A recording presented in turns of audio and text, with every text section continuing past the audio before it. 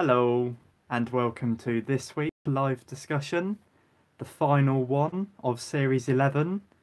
I can't believe I've been going for this long, to be honest. I thought I would give this up weeks ago, but luckily you guys have kept me company and encouraged me to keep going with these, so thank you for that. So, as per usual, message away your thoughts of the episode.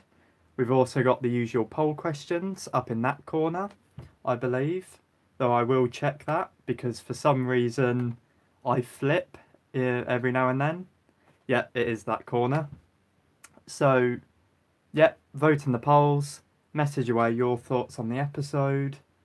And I will very quickly summarise my views of the episode.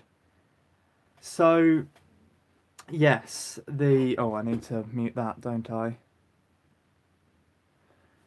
So, the Battle of Ranskoor av Kolos. I finally memorised the name there. Yeah. So, what did I think of it?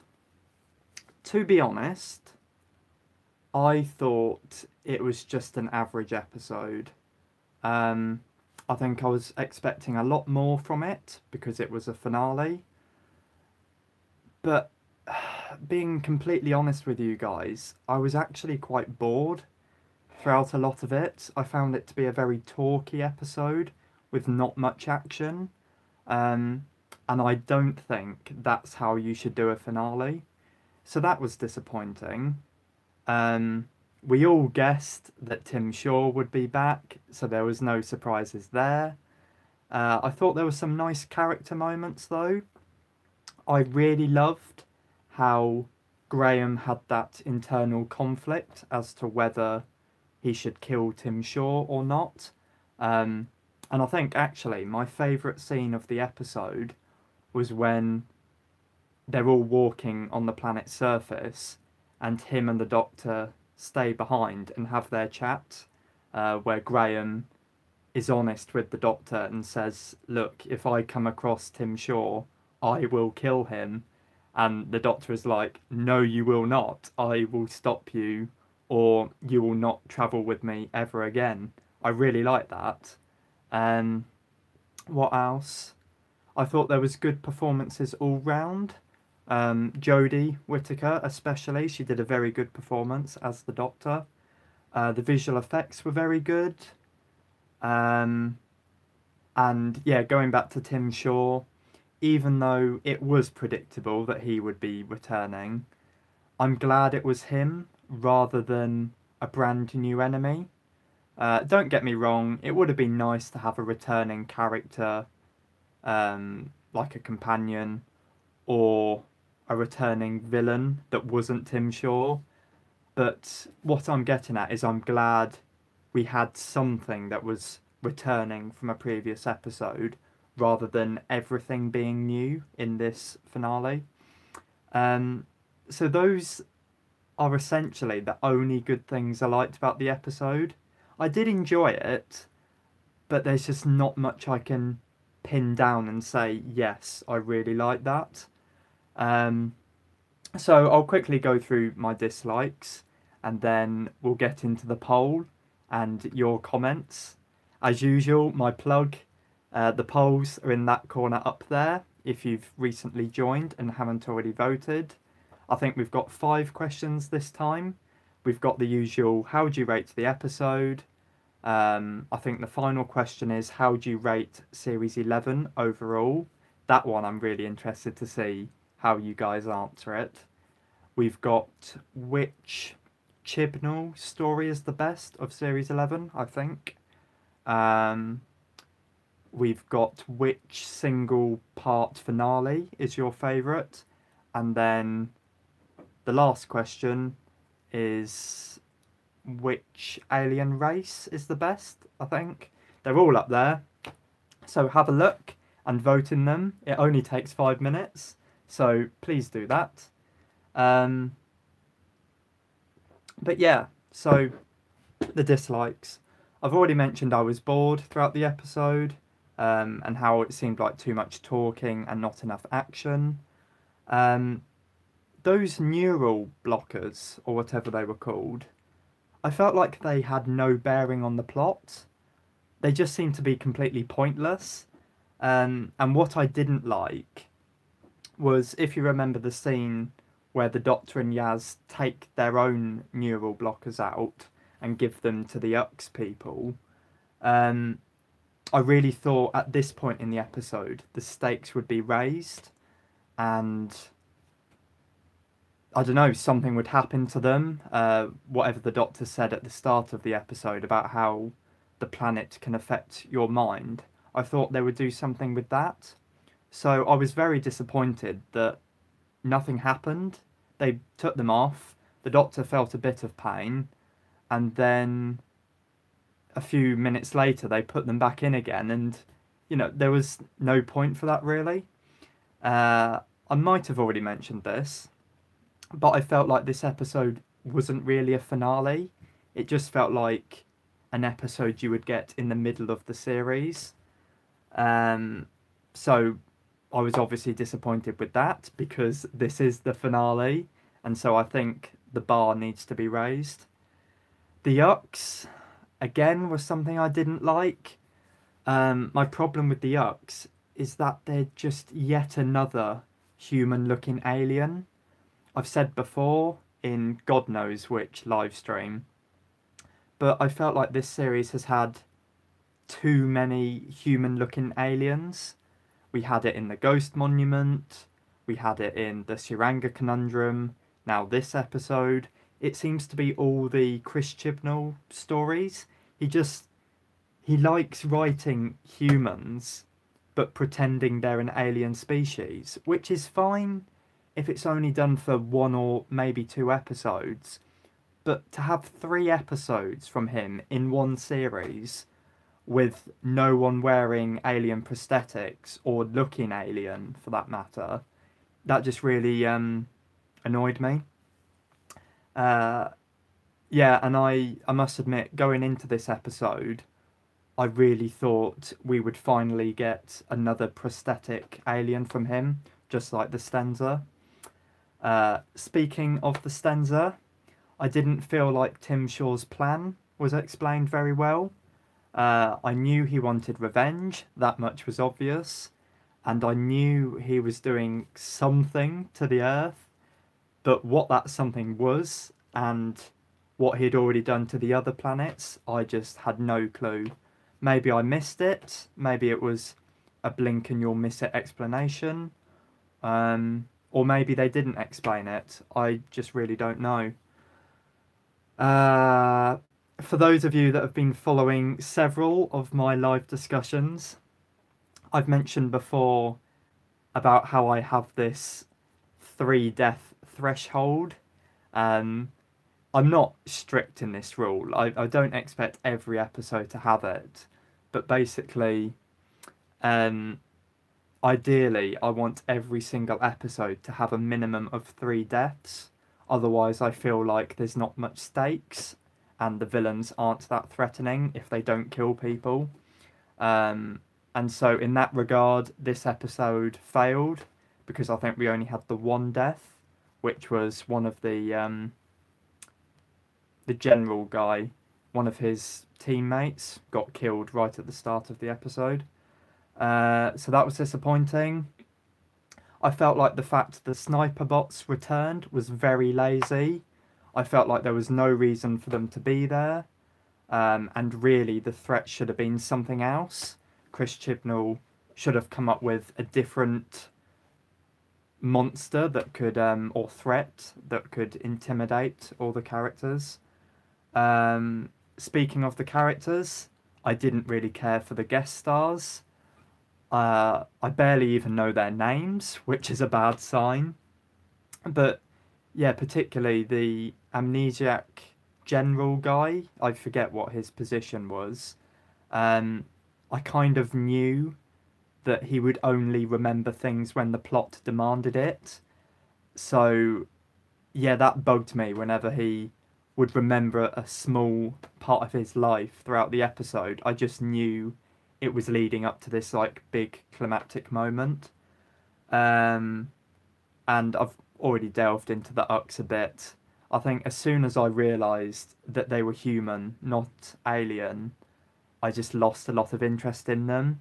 Uh, and even their story in this episode, how they mistook Tim Shaw for being a god, I didn't quite believe that. Um, yeah, maybe it's just me, but I really struggled to believe that aspect of the story. I was disappointed with the final scene, to be honest. It didn't really feel like the end of a series. I know you don't have to have a big scene to end the series on, but I think my problem is it just felt like the end of a random episode. And actually, come to think of it, I swear we've already had plenty of episodes this series that literally ends with the Doctor and everyone getting in the TARDIS and the guest stars watching the TARDIS dematerialise. So it wasn't even original, really. I did like the mini speech the Doctor gave just before she got in the TARDIS, but that was not enough to save the disappointment that I got from that scene. And then the final point I wanted to mention before I stop nattering away about my own thoughts was the marketing. I could have sworn it advertised this episode as being about Team TARDIS dealing with 9 different distress calls from this planet. And while I think we did get a mention to the 9 distress calls at the start, it never really came into the plot after that.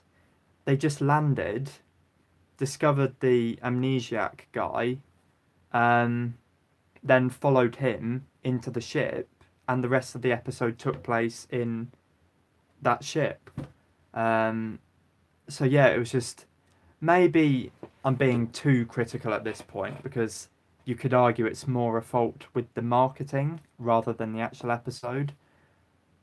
But the fact is, that's how the episode was being portrayed before we saw it, and that isn't what we got in the actual episode, if that makes sense. But anyway, so I'm going to quickly answer the poll questions myself.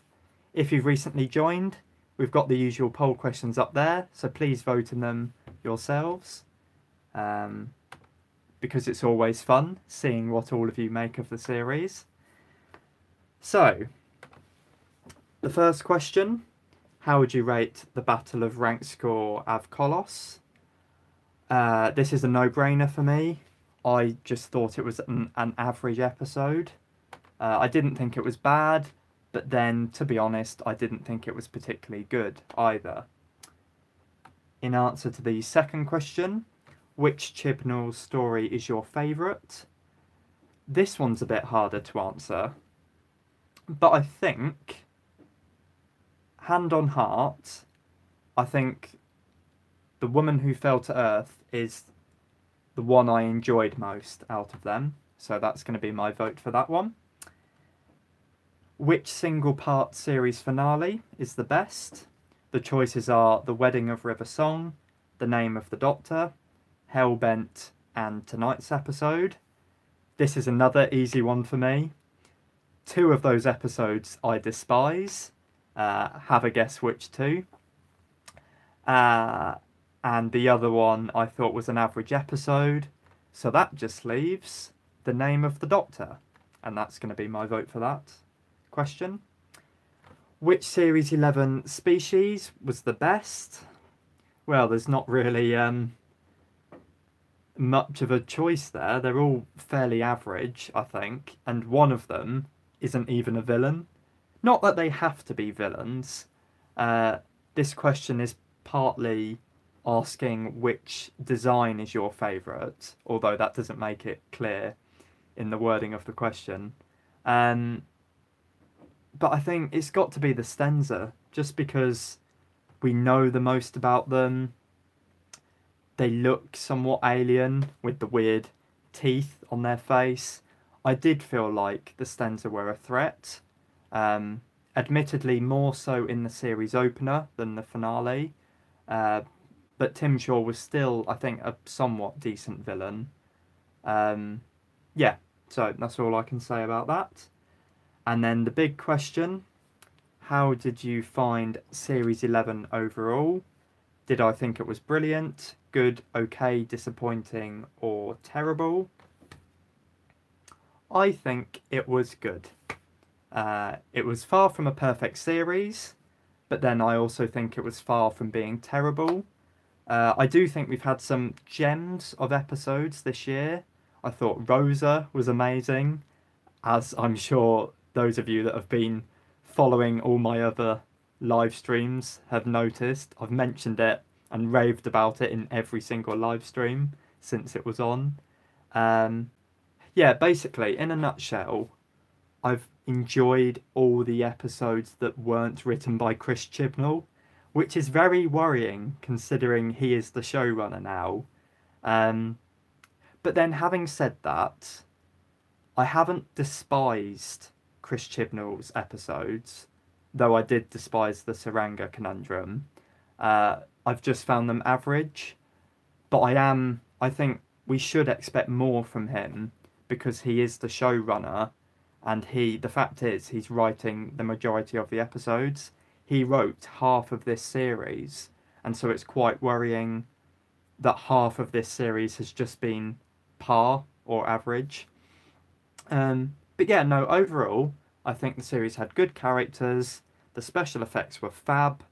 I think the episodes definitely benefited from being 50-minute episodes rather than 45.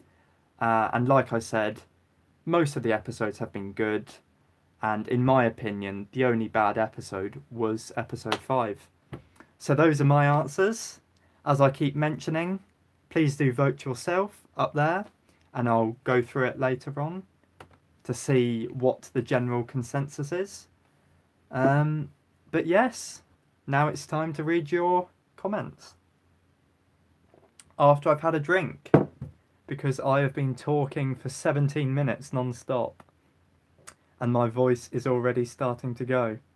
Right, let's do this. Right, to the beginning.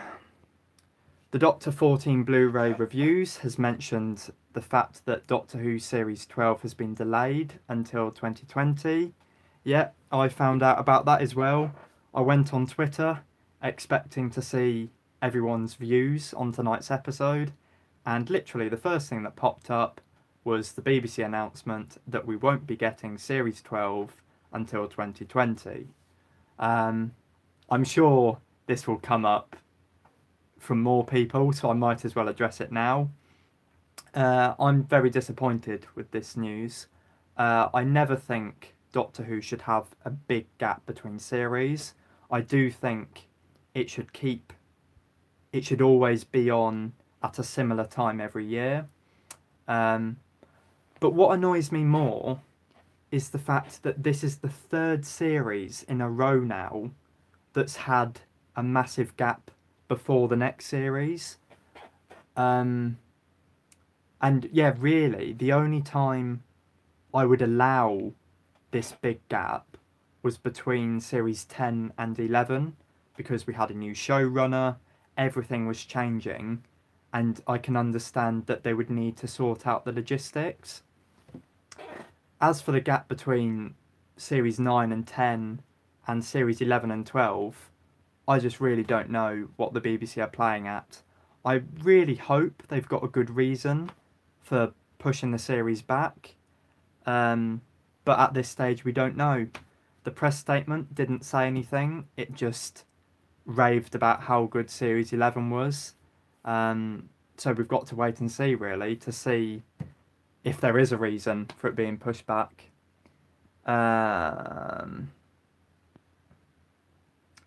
Matthew Muir, sorry if I've mispronounced your surname. If I may ask, what is your favourite season of Doctor Who so far? You certainly can ask. Very good question to ask. Also a very difficult question to answer. But I think the series that I always come back to and look on fondly has to be series 4. I I feel like every single one of those episodes is very good, or at least has a brilliant moment in it. I think it has a perfect run of episodes from Silence in the Library through to Journey's End. I think that is a beautiful set of episodes. Beautiful might be the wrong word for it, but I think they're perfect episodes that I really struggle to fault. I think the Doctor and Donna are a perfect TARDIS team. I love the banter they have together. Yeah, I just think overall it's a really strong series. And I think what does impact my decision slightly is that's the first series I watched as it transmitted, because I became a fan at the end of series 3. So I think it always stood out in that regard. Selena, in the New Year's special, the enemy has been revealed to be the Daleks. The trailer said one was buried under the earth for hundreds of years. Thoughts on how it got there? Well, first of all, Selena, it hasn't been 100% confirmed that it's Daleks, although the rumours do heavily imply it is the Daleks. So I think we can all assume it is them for now. But to be honest, I have no idea how it got there, and I'm looking forward to finding out. My immediate thought is that it's another Dalek that fell backwards through time from, I don't know, some emergency temporal shift, as loads of Daleks have used in the past. And yeah, in doing so, it fell all the way back through Earth's history and then got buried somehow. I don't know. We'll have to wait and see. Dave H has mentioned the fact there was no deaths. Yeah, so I mentioned this earlier. There was only the one death, so I was disappointed in that regard. Max Carney wanted Graham to shoot Tim Shaw. How about you? No, to be honest, because that would have made him more of a villainous character. And actually, if he did that, the Doctor would have kept to her word and kicked him out the TARDIS. And so we would never have had an episode with Graham ever again. Which I would have hated, because I love him. I think he's a great companion. So, no, I did not want him to shoot Tim Shaw.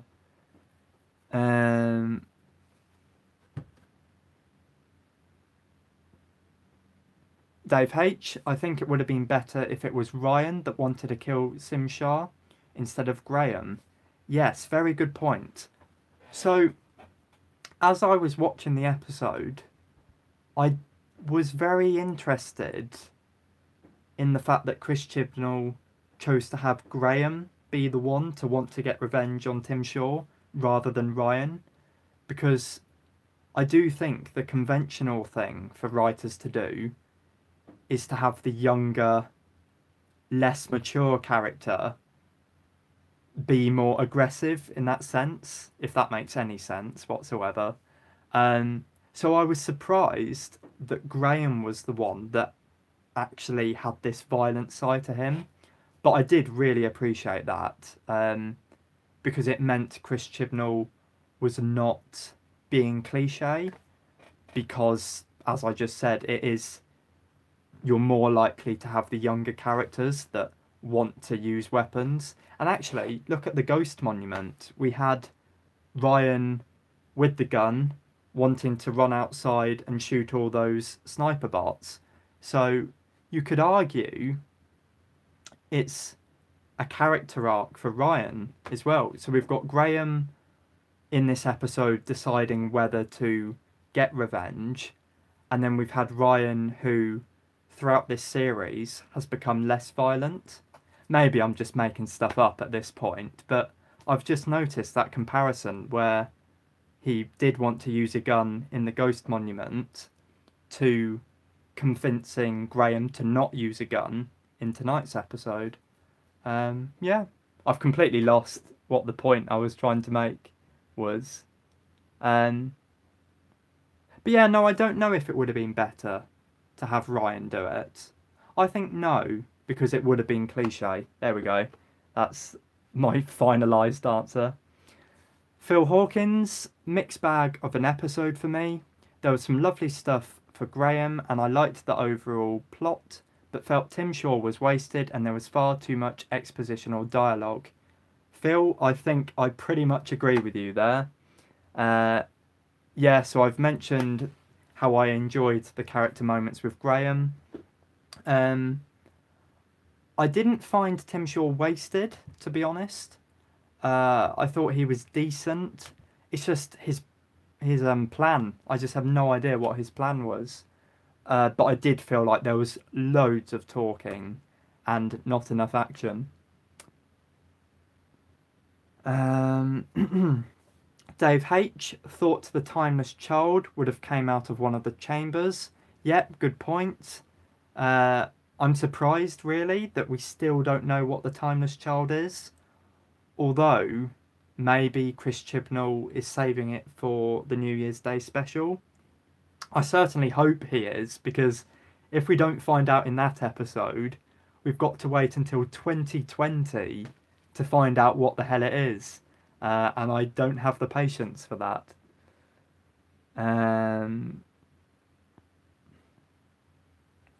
Selena swears to Rassilon that she'll be furious if the Master doesn't appear in Series 12. Any ideas on how he/she can appear in the next season? Again, I'm going to have to give a very boring answer and say I have literally no idea. I must admit, I am the type of person who thinks the Master should be put to rest for the next couple of years, because I love the ending that we got with both the Master and Missy in last year's series finale, and I think it would undo that and ruin it to have the Master come back so soon. So personally, I'm completely fine if we don't see the Master for the next few years. Ian Smith felt like it was a mid-season story. Okay for all that, but nothing special. Yeah, exactly like my thoughts then. King K is happy that Graham wasn't killed off. Yeah, me too. The Scamp thought the episode wasn't too bad. Nothing special though. Perhaps not very memorable. I enjoyed it, though felt like it was a wasted opportunity. Again, a comment that I really agree with. This is quite reassuring that I'm not the only person that thinks it's an average episode. But it is a shame, because Doctor Who has the potential to be an amazing show, and it's just such a letdown when we get disappointing series finales like this one, bad episodes like the Saranga Conundrum, in my opinion. Yeah, really, Doctor Who has the potential for every episode to be amazing, just like Rosa, just like Midnight, just like The Empty Child, just like all the other episodes that we all rave about and love.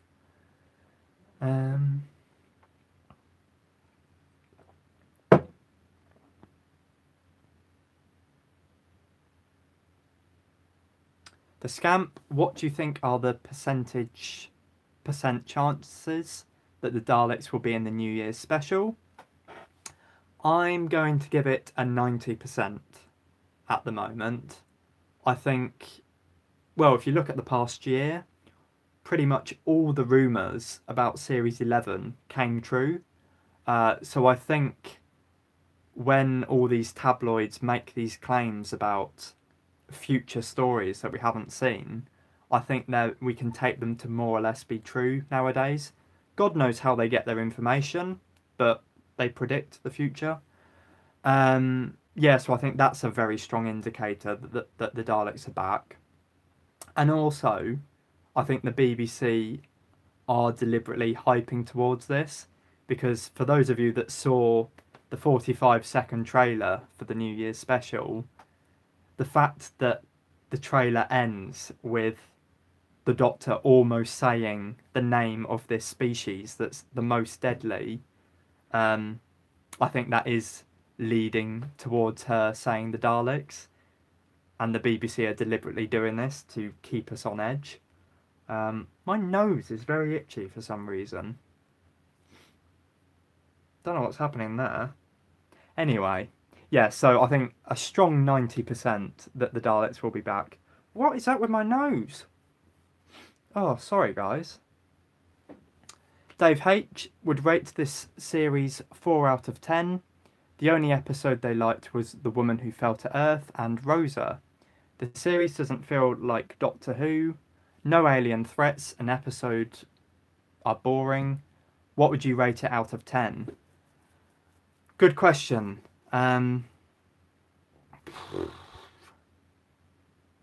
6, I think. As I mentioned earlier, the series is far from perfect, but then I think it's far from being bad as well. I have enjoyed at least half the series, so that justifies it getting at least 5 out of 10, I think. And yeah, there's moments scattered throughout the series that I really like.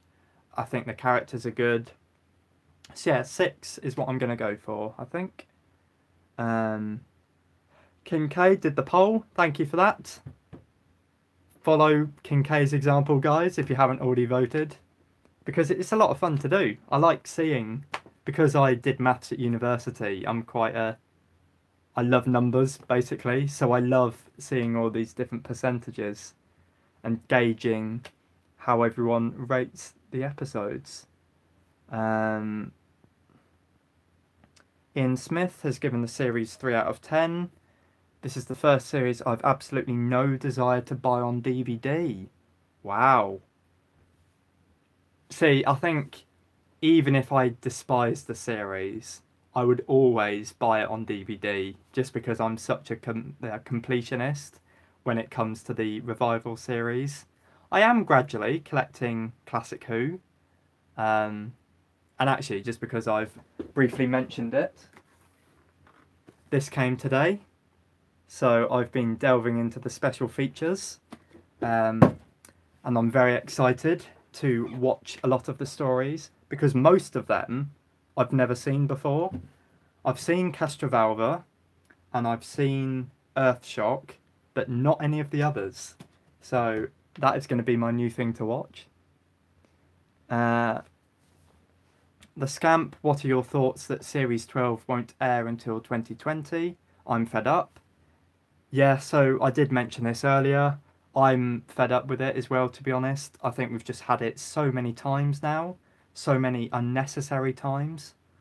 Yeah, I can't really add anything. I've already said my piece about it earlier. Mr. Dragoman, Daleks are gods. Yep, aren't they just? Well, evil gods. They're gods in the sense that I love seeing them, providing they have a good story, but I don't worship them because they are evil and they are despicable. Jack Parry thinks that they defeated the Stenza too easily.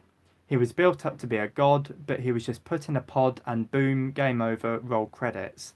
Very good point, and I didn't actually think about that myself.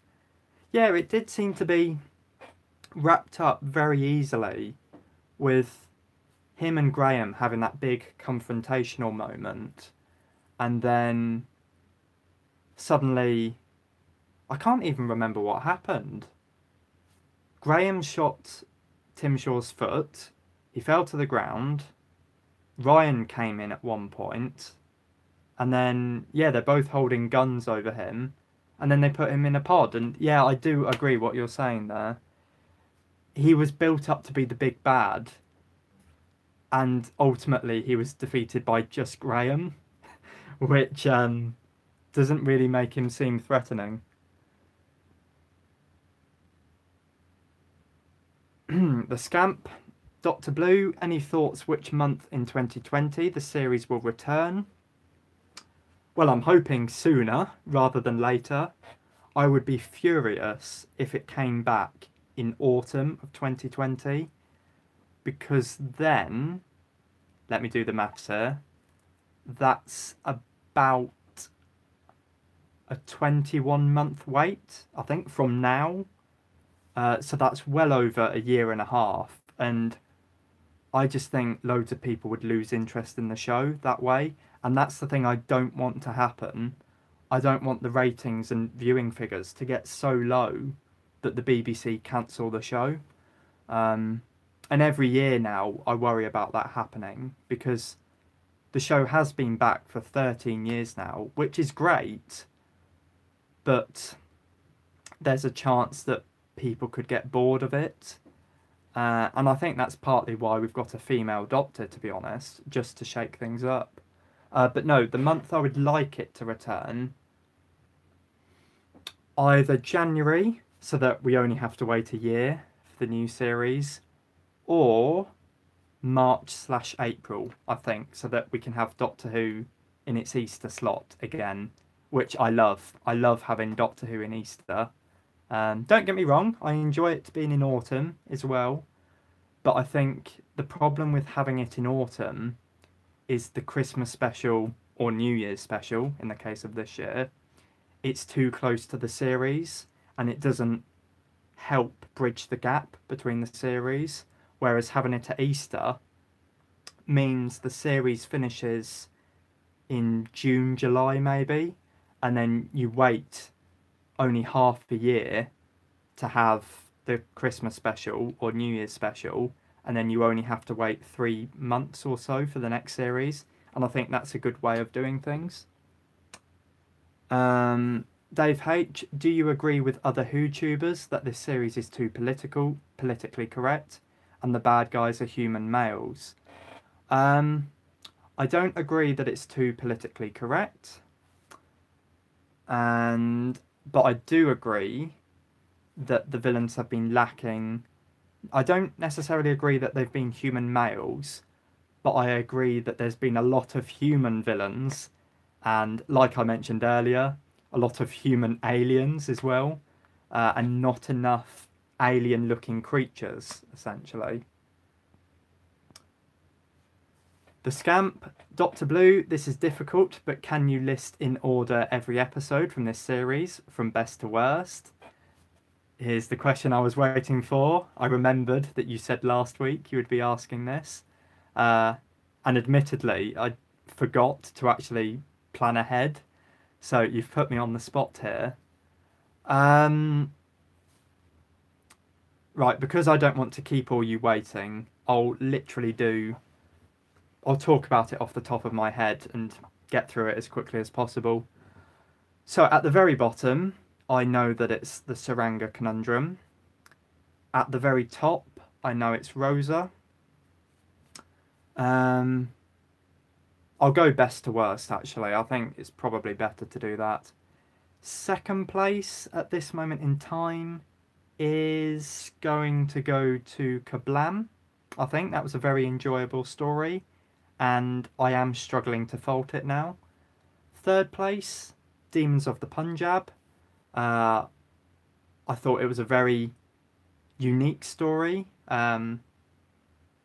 Yeah, I thought it was interesting that the Thagarians weren't evil. I loved the episode's ending. I've decided now I love episodes that end not with the Doctor Who theme. Yeah, so for that reason, both Rosa and Demons of the Punjab are higher up on the list because of that. But really, it's more about it's the note the episode ends on. I think we have a tendency to remember the last thing we saw. So for instance, tonight's episode, if you thought it was bad or average, when you think back on Series 11, you may be more likely to view the entirety of Series 11 as average or bad. Not necessarily, but I think that is definitely the case with me. I will forget about episodes like Rosa and Demons of the Punjab and Kablam that I really liked, and I would have to think about every single episode of Series 11 before realising, oh, actually, that was quite a good series, but I digress. So, what have I said? Rosa, Kablam, Demons of the Punjab. Now, this is where I start to struggle, but I'll try to think quickly. So what's the other ones we've had? It Takes You Away would be next. Then.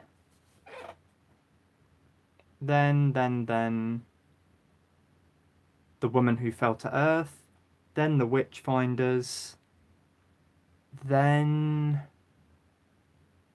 the Ghost Monument. Oh god, I completely forgot about tonight's episode. Where does that slot in? No, actually, I'm going to stick with what I've got. So then it's the Ghost Monument. I've completely lost what number I'm on now. Hopefully you guys are keeping track. Then it's tonight's episode. Then it's Arachnids in the UK. And then in 10th place, it's the Saranga Conundrum. Hopefully that made sense. And hopefully I haven't forgotten about any episode. But yeah, let me know what you guys make of that.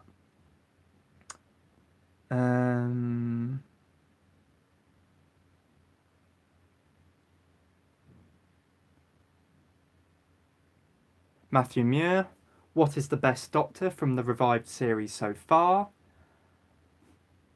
I'm not going to answer the best because that's all open to interpretation, but my favourite, at least, as I mention in many videos, has got to be the 10th Doctor. I just love him to pieces. He's the first Doctor I saw. He's the guy I aspired to be like. I'm literally just reeling off what I've said to other people who've asked this before, but hopefully you guys don't mind. Yeah, I found him really charismatic. I found him dark as well. I thought David Tennant did brilliant acting in practically every episode. Yeah, I just love him.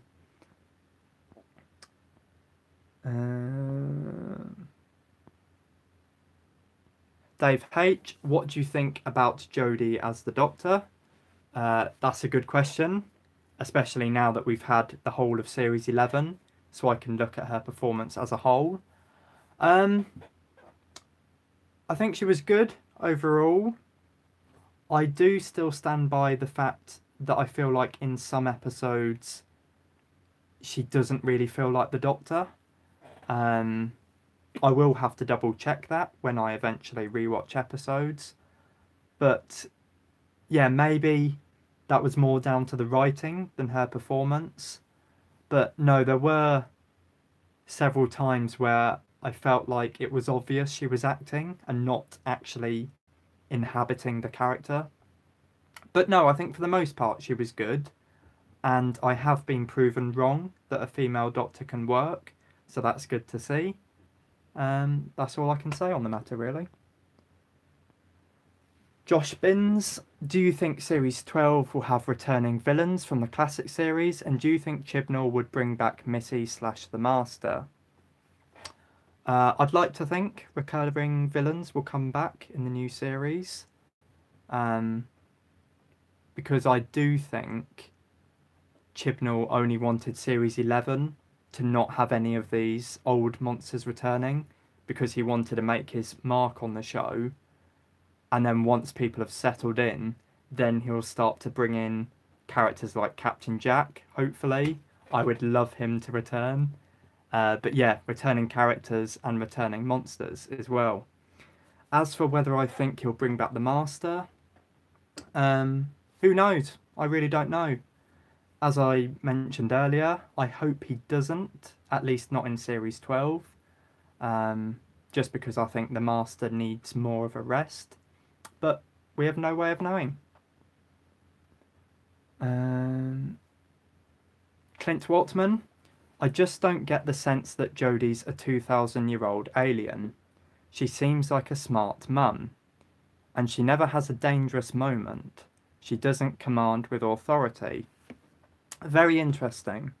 And I'm not sure how much I agree with that, really. I think I do somewhat agree that she hasn't really had a dangerous moment.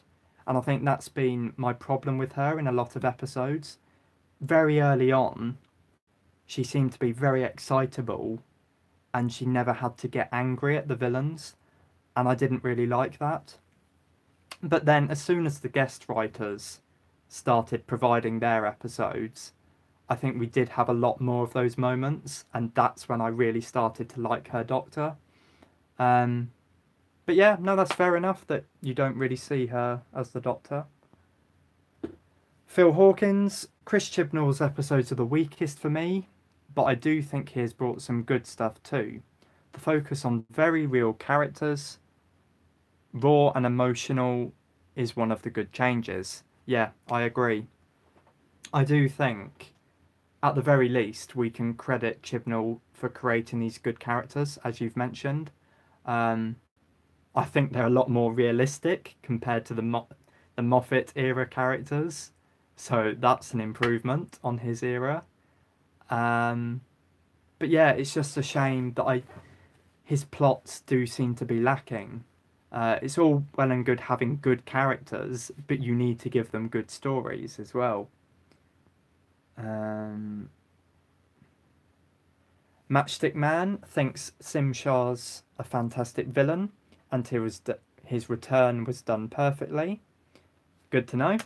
Like I said earlier, I thought he was okay, and even though some people didn't like how he was handled this episode, I personally thought it was fine.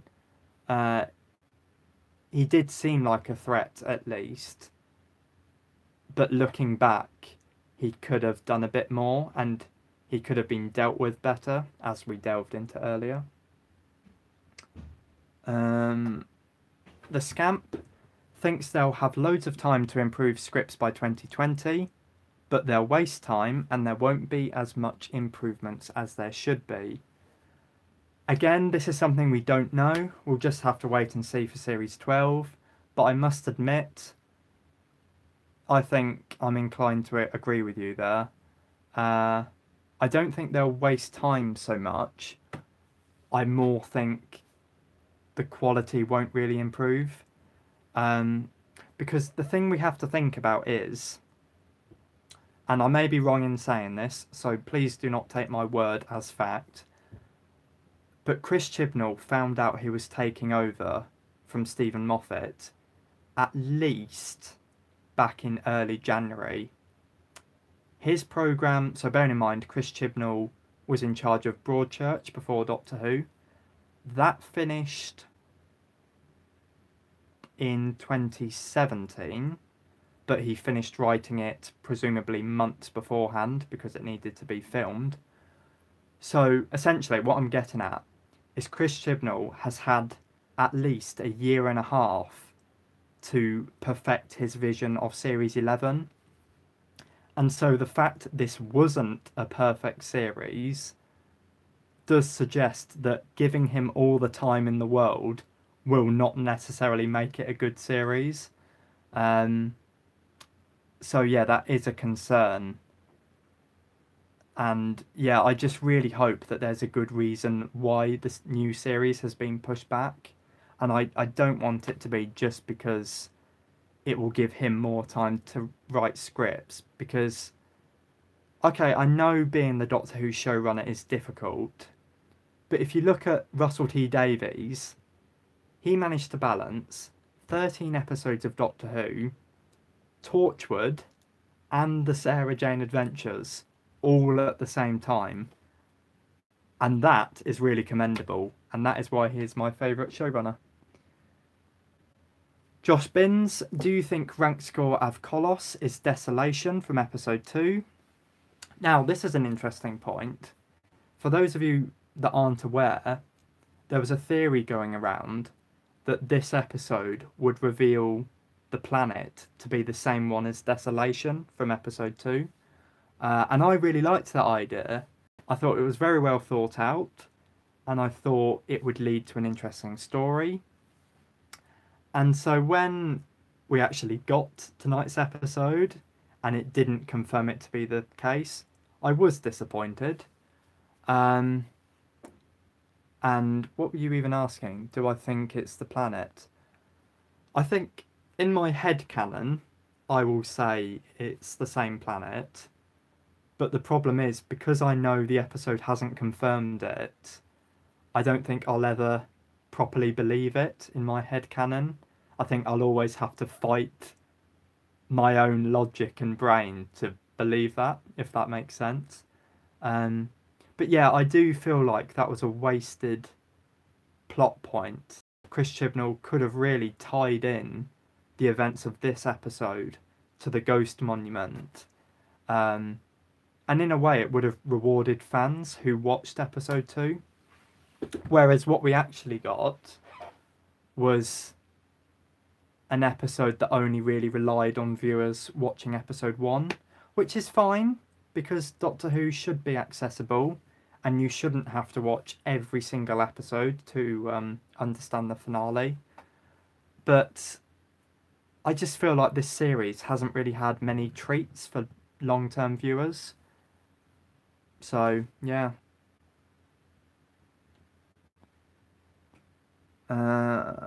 Fury Ninja. It was a goodish episode, but did not feel like the ending to a series. It just fell flat at the end. I agree. Ewan Halkrow enjoyed the episode tonight, although it dragged at times. Also, I am very hyped for the New Year's special. What are your thoughts on the reveal that there won't be a new series till 2020? So I've already mentioned my thoughts on the series being delayed. Hopefully you heard what I had to say on that. But yeah, let's talk very quickly about the New Year's Day special. Not that there's much to say about it at this stage, but what I will say is I am looking forward to it. Finally, it's taken all series to get to this point, but I finally feel like we've had a decent trailer for a following episode. It was the longest trailer we've had for an episode this series. All the other ones have only been 15 seconds at most, and this one was about 45 seconds. So I was happy with that. I thought it was edited quite well, and it looks like we're going to get a car chase, which I'm quite excited by. So yeah, I'm looking forward to it. I'm just upset that it's not on Christmas Day.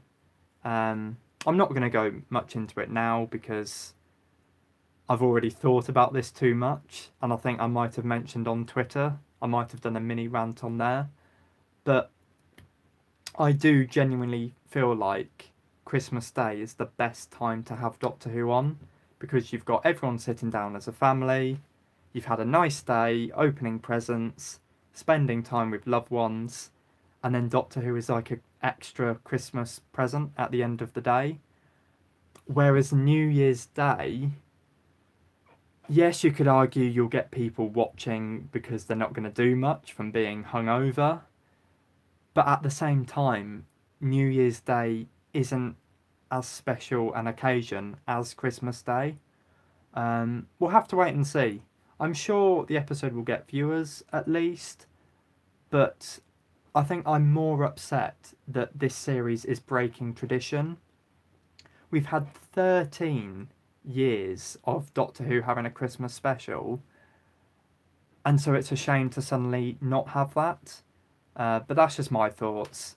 I'm well aware that there's plenty of people who are delighted that we're not having a Christmas special this year.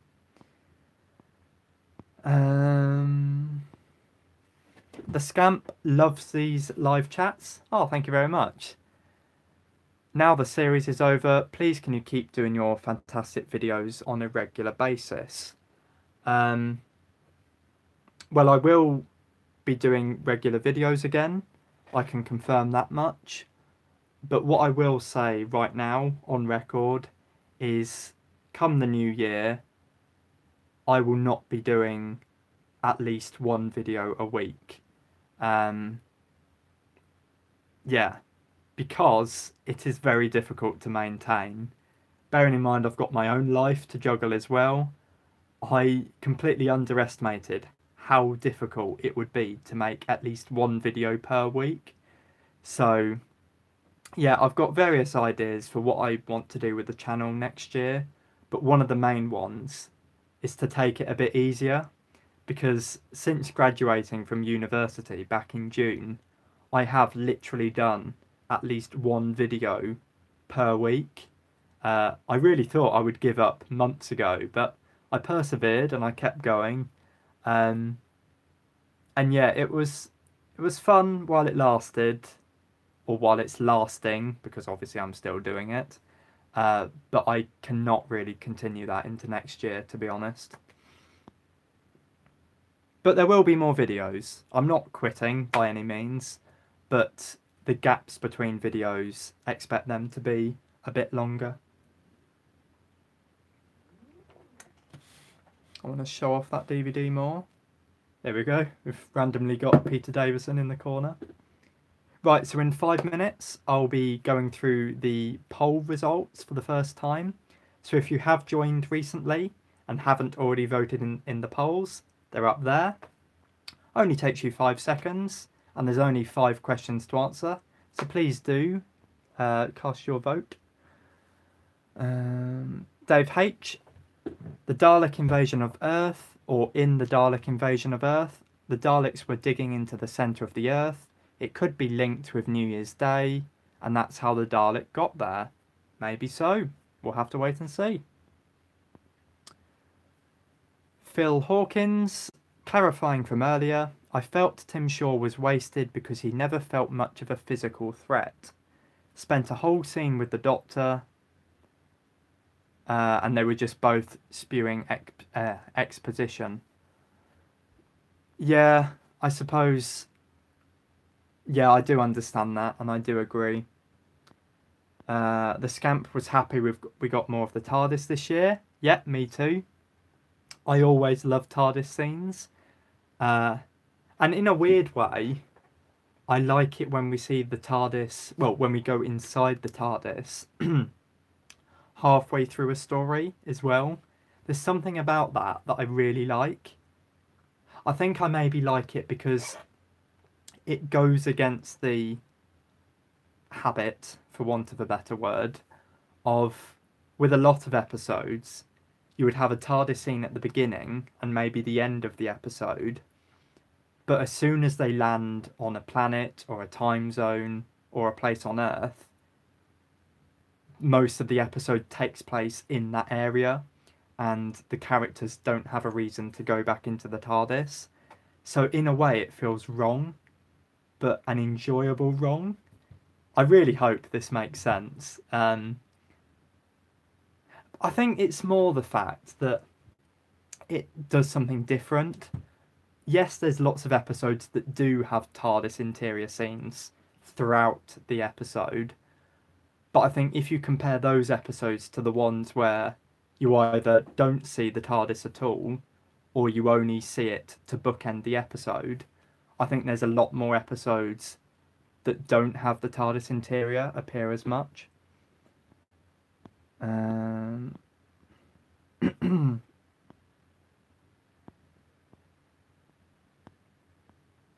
The Scamp, Doctor Blue, which one woman from any Doctor Who series did you find most attractive? Oh, very good question. So many of the characters and companions have been very attractive, so this is very difficult to answer.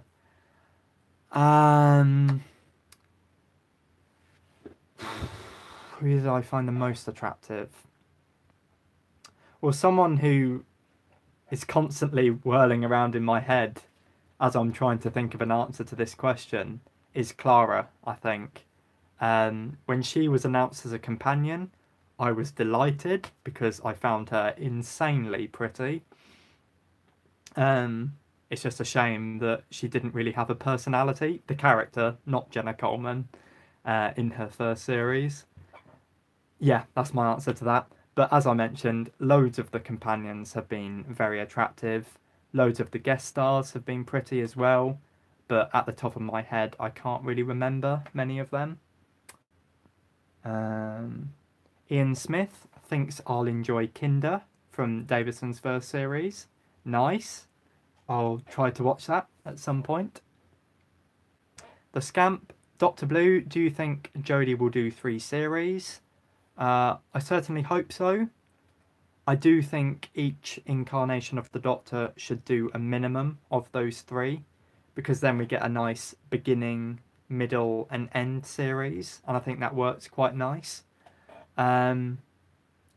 But because we've had rumours suggesting that both Jodie Whittaker and Chris Chibnall will leave after the next series, I am concerned that she'll only do the 2.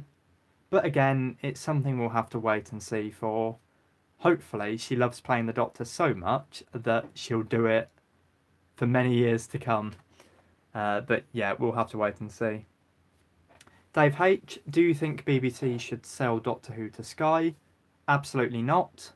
I do think, yes, the BBC don't treat it perfectly, but I do think it's the best place for Doctor Who. So I would not be happy if they sold it to another company.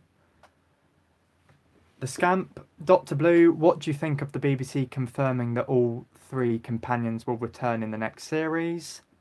While I'm delighted that all the companions will be back, I do think the BBC made a mistake in announcing the news now. Because now, going into the New Year's Day special, we know they're all going to survive. So it ruins the stakes.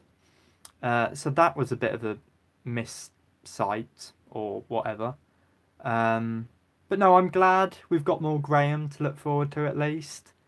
And hopefully Ryan and Yaz will be fleshed out more. And yeah, really, they are a good TARDIS team. I don't hate any of them, so that's a plus. But it's just annoying that I am going to go into the New Year's Day special knowing that every single one of these characters will be back. And so if any of them are in any danger at any point in the episode, I won't truly believe that they are.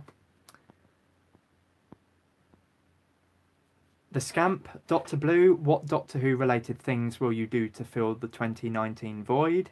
Another good question.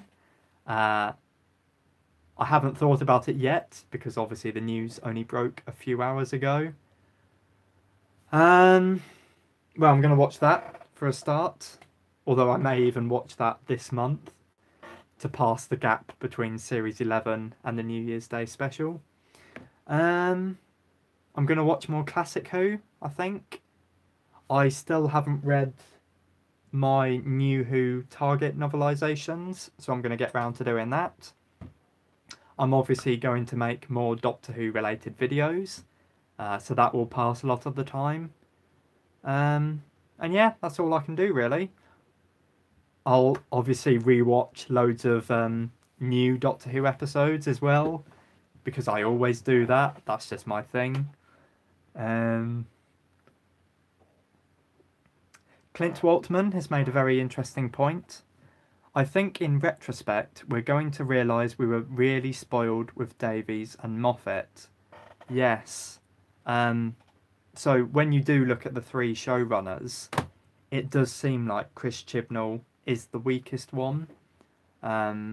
Yes, we're only basing it on this one series alone, but if you look at the first series of every showrunner, Series 5 was amazing, so that put Moffat in good stead, and the same goes for Series 1. So, yeah, I do think as the years progress, if Chris Chibnall doesn't improve, people will really miss what we had with Russell T Davies and Stephen Moffat.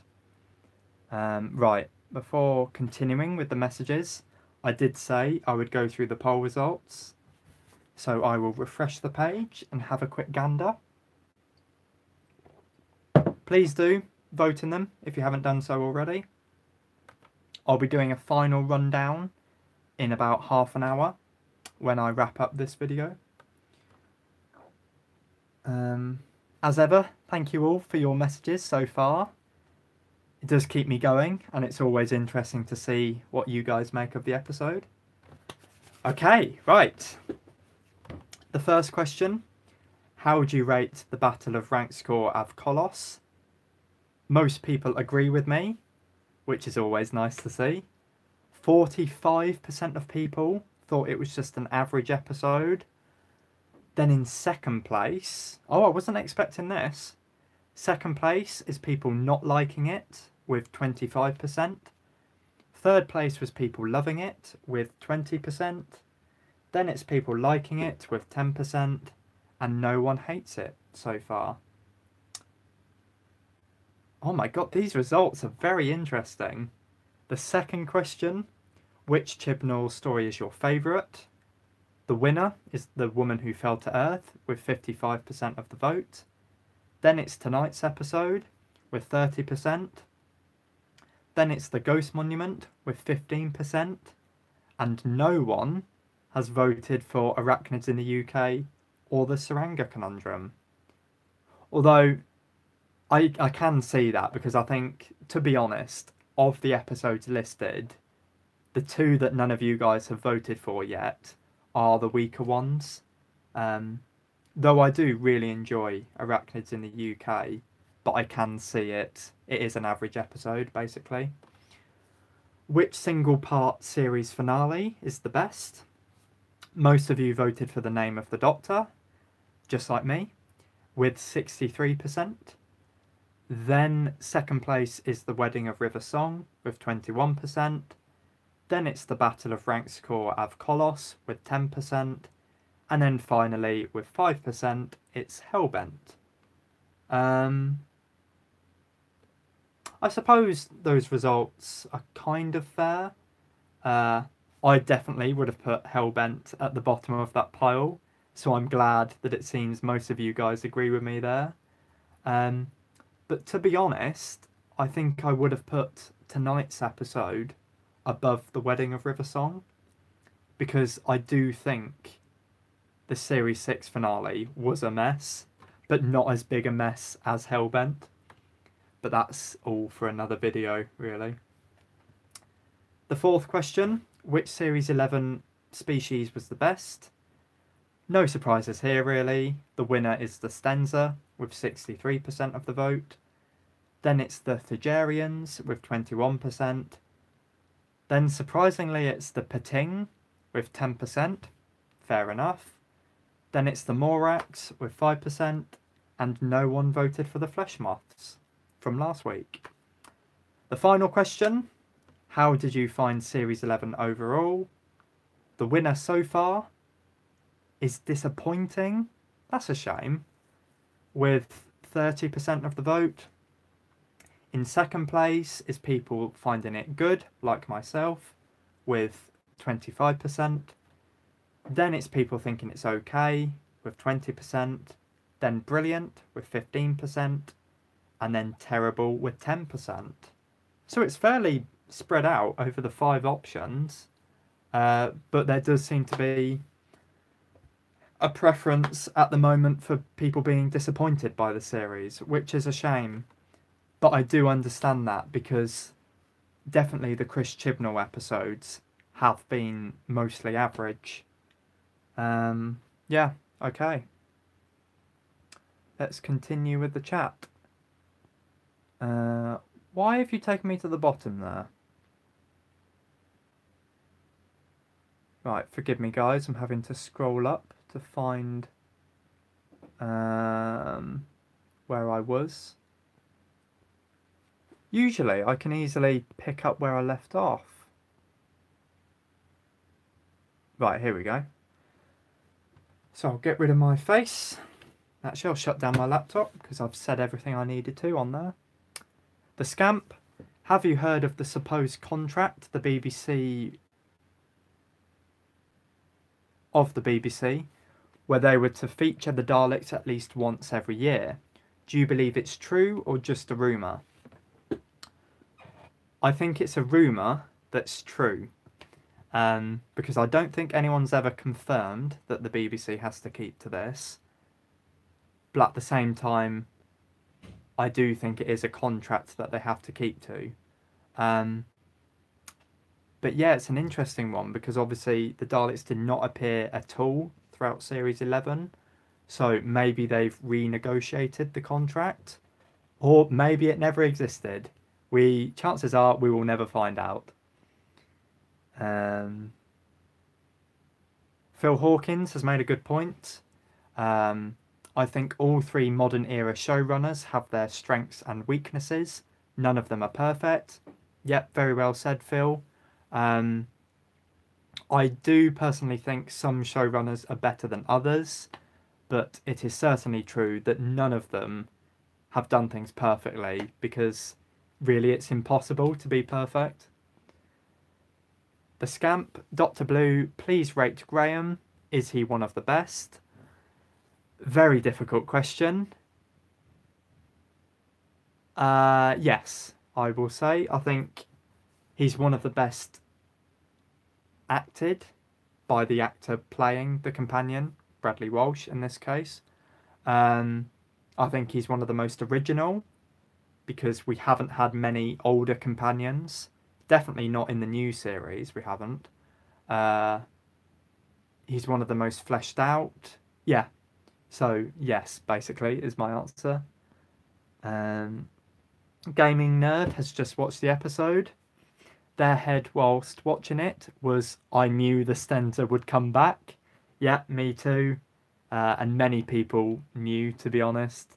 I think it was fairly obvious that Chris Chibnall was leading towards this. But, as I mentioned earlier, I would rather him come back. I'd rather something come back at least than have a brand new villain for this episode. I think that would have disappointed me more.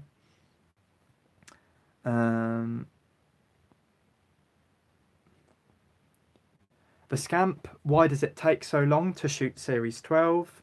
They managed to shoot EastEnders and keep it running regularly. Why does it take forever to film just 10 episodes of Doctor Who? Again, I'm not an expert, so don't take my word as gospel.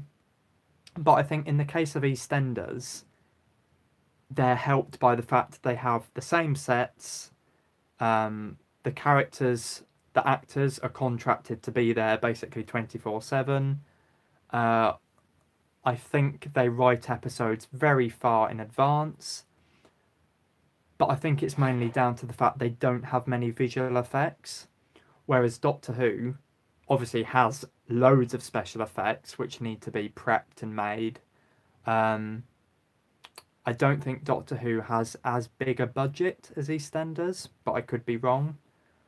I think location filming is a big reason why time has to be spent preparing the series. Like if we look at Series 11, for instance, they went to Spain, they went to South Africa. I feel like I'm missing a place, but I can't think at the moment. Well, obviously we had two episodes in Sheffield. You have to plan in advance and arrange to do location filming in different places. You can't just turn up with all your filming gear. So I think that's a big reason. But what I don't understand is why we are getting longer breaks than a yearly break. That's the thing that I want to know the answer to.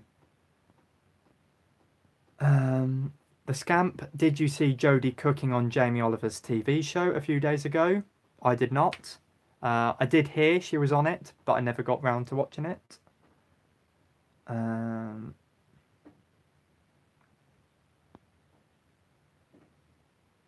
Selena, do you think the Timeless Child will be revealed in the New Year's special?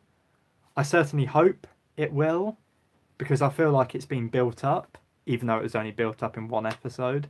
And I think, I seem to remember, Mandip Gill did an interview a few days ago, and I think she said the New Year's Day special ties up a lot of loose ends. So at the moment, at least, I'm interpreting that to mean it will tie up who the Timeless Child is. So I think I am going to go into the episode expecting to find out who the Timeless Child is. I've just got to be very careful to not be let down if we never find out. But I do feel like we should know, because the Ghost Monument did really seem to be leading towards this.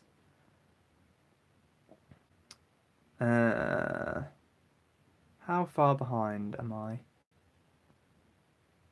20 minutes. That's not so bad.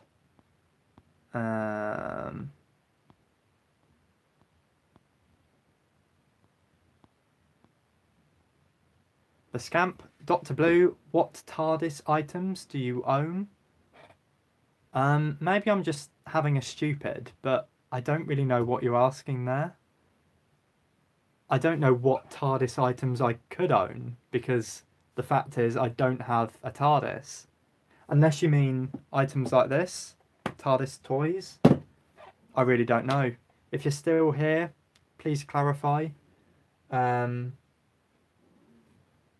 I mean, I own custard creams at least. Is that an answer?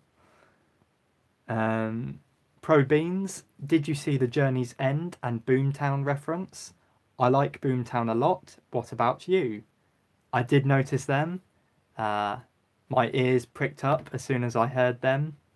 And yeah, I said this before in my Kablam live discussion, but I love it when we get references to previous stories. It just helps ties everything together. Yeah, I have a soft spot for Boomtown as well. I think it is a very underrated story. Yes, you can tell they had no budget for that episode, but I think it's a true testament to how good the Russell T Davies era is. The fact that we still got a decent episode when they had no money left, or virtually no money. So yeah, I really appreciated the reference to that episode, and I love Journey's End. It's one of my favourite finales, so any mention to that is welcome. The Scamp, Dr. Blue, which one episode have you watched the most?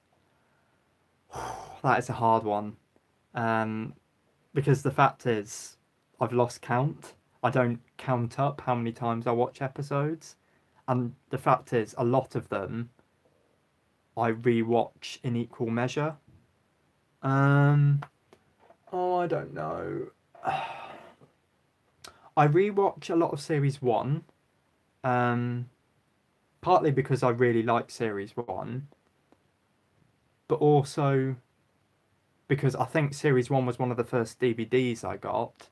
I seem to remember having, if you guys are old enough to know about the volume DVDs that used to come out, where the series would be broken down into volume sets and you would only get a couple of episodes per DVD. I had volume 3, I think, which was The Long Game, Father's Day, The Empty Child, and The Doctor Dances. They were all on a DVD. I rewatched them loads of times. But yeah, I'm really struggling to pinpoint one episode that I rewatch loads of times. Blink, I suppose. I've seen that a fair few times. Yeah, I don't know. Sorry, Scamp.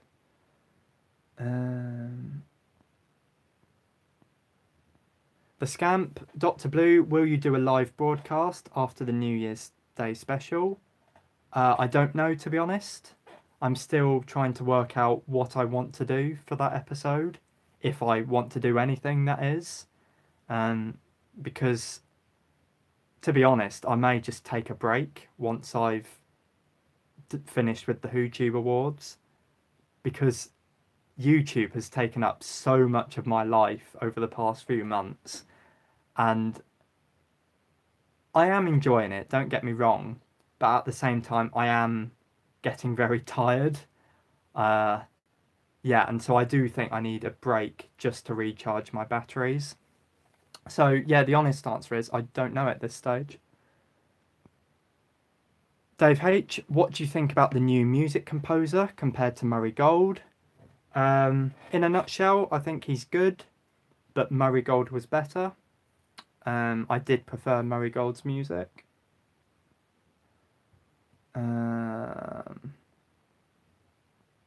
Dash Maniac, now that the series is finished, how do you compare this series to other series? Good question. It's not the best, but it's not the worst either, I think. That's my views in a nutshell. So it would go somewhere in the middle. If I had to pick a side, so let's say the top half are the very best series, and then the bottom half are the worst. I think it's slightly veering in the bottom half, but like I said, it's not the very worst. It's just on the bottom half. But I'm not going to rank every single series right now because this video would be insanely long if I did that.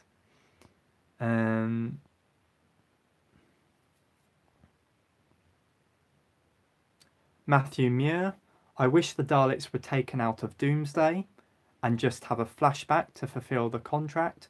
What do you think? I disagree, to be honest. Well, firstly, I just want to point out I think Doomsday is a really good finale. But yeah, the reason why I like the fact we have the Daleks in that episode is because we get Daleks versus Cybermen. And I think that is the only story ever that we've had that. So that makes it stand out. And yeah, I think if we had a flashback of the Daleks instead, a lot of viewers would have been questioning why we didn't actually have the Daleks. Like, if you're going to put money in to actually making the Dalek props or using them, or having them as CGI, you might as well make them part of the story rather than having a flashback. So, in a nutshell, I'm very happy that they appeared in that episode. Dash Maniac is saying that apparently the contract that the BBC has to use the Daleks every year did exist, but stopped after series 10, and now they don't have to use the Daleks. Fair enough. I don't know whether to believe that myself, because you haven't specified a source, but I hope that's true. Because, yeah, I think it's a bit of a silly restriction to have, to be honest. Dave H, what do you think is the worst moment in the series? I would say it's the frog. Oh, that funny frog from last week. I don't know, to be honest, because I don't really go into episodes looking for bad moments. They just appear, and a lot of them I try to forget about because I don't want to deliberately dislike Doctor Who.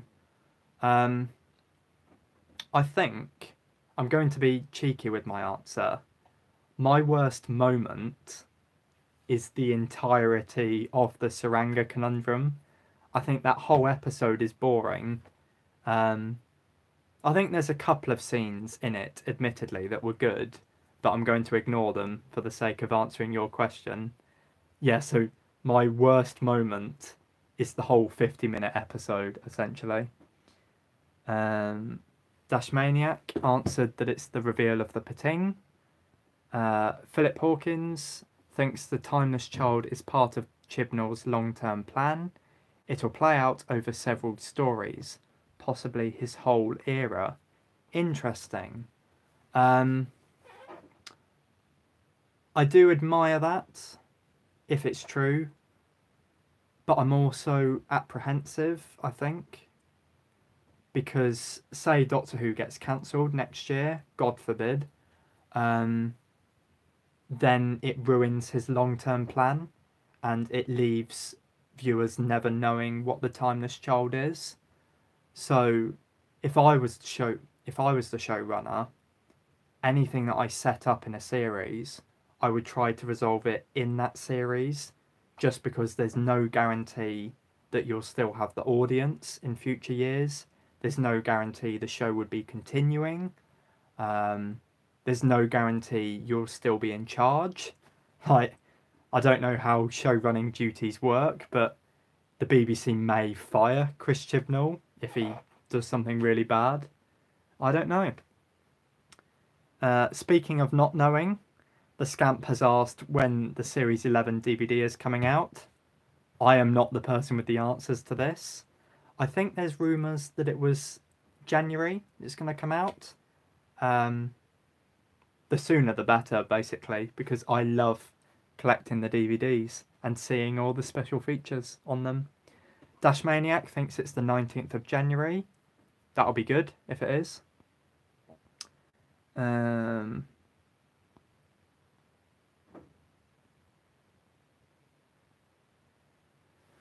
Philip Proctor is happy that he managed to catch one of these live. By the way, I'm not sure if it's been mentioned, but the scars/tattoos on the aliens seem a bit Gallifreyan. Intriguing. I personally don't think they're Gallifreyan. I think they just may look similar, but it's an interesting thought nonetheless. Matthew Muir. I know this question is a bit ambiguous, but could the BBC have released Series 1 and 2 on VHS, or had they milked the format all they could by 2004? This is my final question. I don't think they would have released it on VHS, to be honest. But that's just my thinking. And so, I've somehow caught up with the comments in good time. God knows how I managed that. So the last message there is from the Scamp. I'd faint if I met Jodie. I think that's quite a nice message to end on for now. So, I'm going to quickly run through the poll one final time to see if the results have changed. And then I will wrap up. I'll tell you what, I'm very happy that I've managed to do these live streams every week, because I think early on I did worry that some weeks I'd be too busy to do it. And yes, there was that week when Demons of the Punjab was on. I had to do it a day later then, but it didn't affect things much. And really, it's a miracle that that was the only time I had to postpone these. But as I've said before, I am really grateful for everyone that tunes into these, particularly those that message, because obviously if I didn't have messages, I would just be sat here talking to myself, and no one wants that. So thank you very much, especially to those of you that have watched all the other live streams. Yeah. Really, I should have saved that for after I'd gone through the poll, because that's the perfect way to end this video. But I'm an idiot. If I think of something, I say it, and I don't plan ahead. But anyway, so the poll results. The final poll results. Well, at least until future viewers vote in the polls up there. So the first question, how do you rate the Battle of Ranskoor av Kolos? 43% thought it was okay, and that was the winner. Second place was people loving it and not liking it, both with 21%. Then it's people liking it with 8%. Did I just say second place was people liking and disliking? Because I meant to say loving and disliking. Third place was liking, then last place is hating. The second question, which Chibnall story is your favourite? The winner is still the series opener with 56%. Then it's tonight's episode with 26%. Then it's the Ghost Monument with 13%. Then it's Arachnids in the UK with 4%. And no one's voted for the Siranga Conundrum. Which single part series finale is the best? The winner is still The Name of the Doctor with 68%.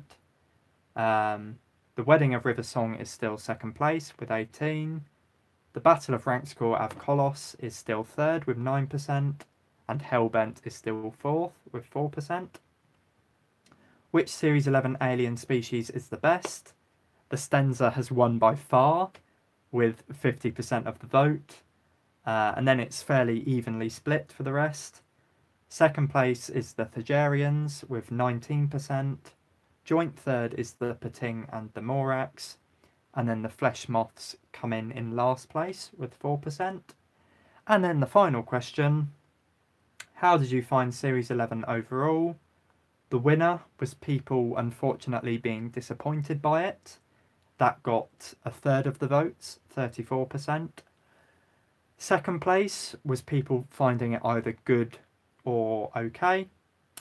Fourth place, or third place, is people finding it brilliant with 13%. And last place is terrible with 8%. So, there we go. I will quickly see if anyone else has left messages. Dave H is looking forward to the WhoTube Awards. Thank you very much. I really hope you are, because I am trying my best to make it the best video ever. The Scamp, thanks for tonight's live show. I hope you have a good night. Absolute pleasure, The Scamp. Likewise, of course. You're a great person that asks many very good questions, and I do really value that. Phil Proctor has been enjoying watching these back weekly. Again, thank you very much. And they're also excited for the New Year's special. Cool.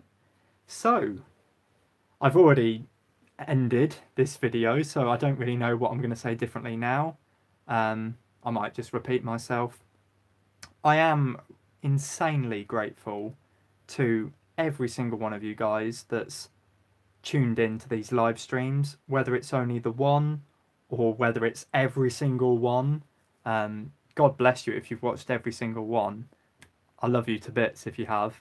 But yeah, even if you missed these live and have been watching them back later on, I really appreciate that as well, because it shows I'm right to leave them up, because I didn't know if people would be interested to see them if they were no longer live.